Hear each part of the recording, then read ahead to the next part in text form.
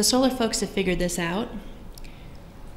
The first PV power plant application in the transmission queue at the California Independent System Operator was in November of 2006. The CSP guys were a little ahead of us for signing up for ISO queue positions. However, the red, which is the CSP group, and the yellow, which is the PV group, are now about equal. I checked before I came. On July 25th, which is the last update to the ISO queue that I saw, there are over 12 gigawatts of PV power plants in the queue asking for transmission access just in California.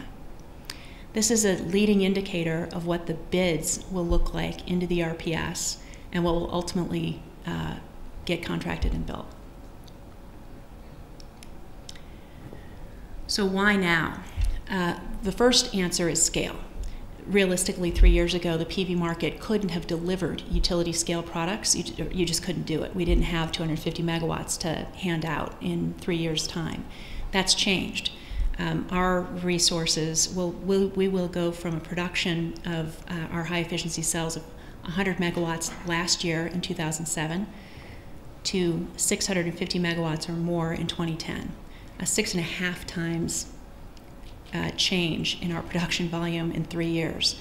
Rather remarkable. The other thing that's happened is that prices for all other technologies are going up and prices for solar are coming down.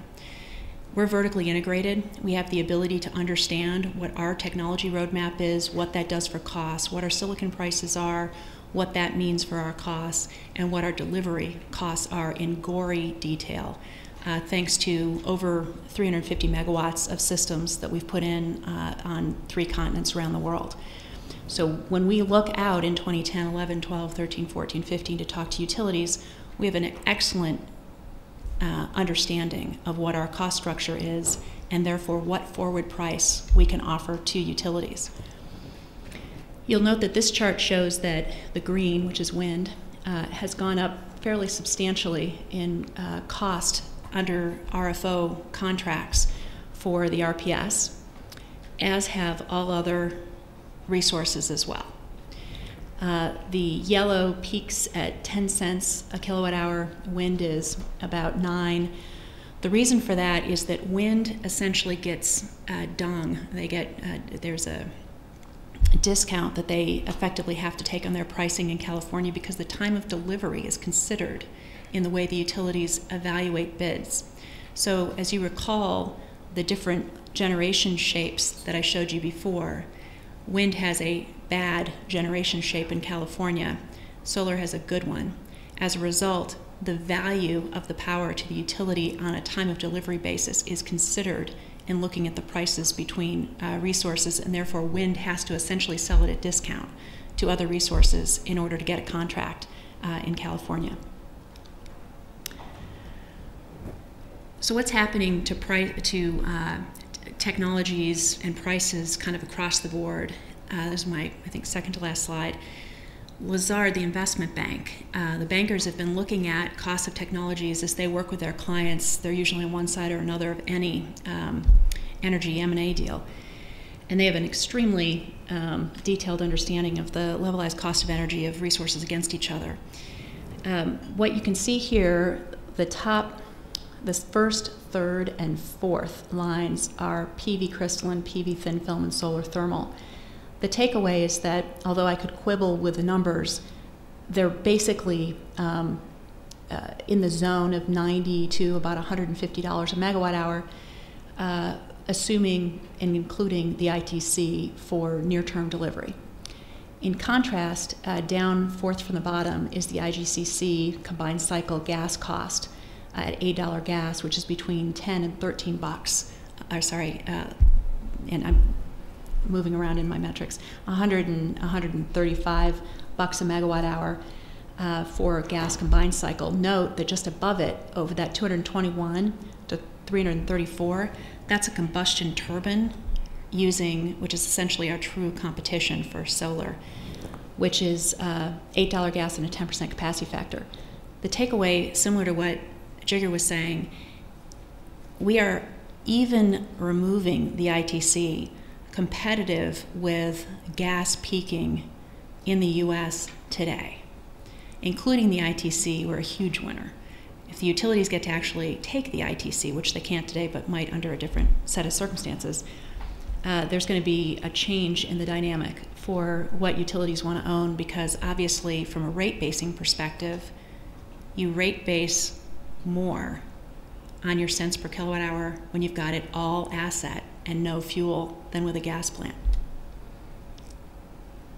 If you want to understand more about the levelized cost of energy and how SunPower's 250 megawatt project with PG&E can get there, can offer PG&E a competitive wholesale price, we've written a white paper that's available on our website on the investor relations page that talks about the drivers of LCOE and why in particular our trackers and performance allow us to get there.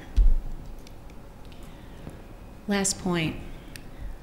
In the US, the renewable portfolio standards are driving, will be driving and are today, a gigantic change in what gets procured in the wholesale market. Calculation by the Lawrence Berkeley National Laboratory is that the US RPSs that exist today will require between roughly 70 and 85 gigawatts of new renewables by 2025. The assumption has been that that's going to be largely wind, and the solar that supplies resources to meet the RPS will be CSP. What we've just demonstrated with the PG&E announcement is that PV can also play at the utility scale completely competitive with both CSP and other renewable technologies. That was an apples to apples bid, and we won. So from my perspective, when you think about what's happening to the demand curve, that was a truly momentous announcement to be able to suggest not only to the other customers out there who would want to buy utility scale PPAs or plants, but also to the rest of the world in Europe and Asia, that there's an opportunity to reconsider what policy are we putting into place. Are we putting into place policy that limits solar to only a distributed resource, or that allows it to take whatever shape it can to maximize penetration and bring the maximum number of gigawatts to market? SunPower is heavily, heavily invested in the distributed solar market. Our guidance for the year is about $1.4 billion in revenue, and let me explain, that's 100% distributed. It's distributed power plants, distributed commercial, and distributed residential.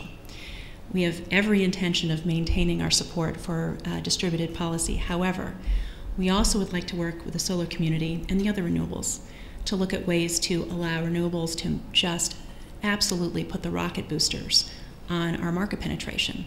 And we've got to allow true utility scale central station PV to play in the same market that the other renewables get to play in for utility scale power. Thanks.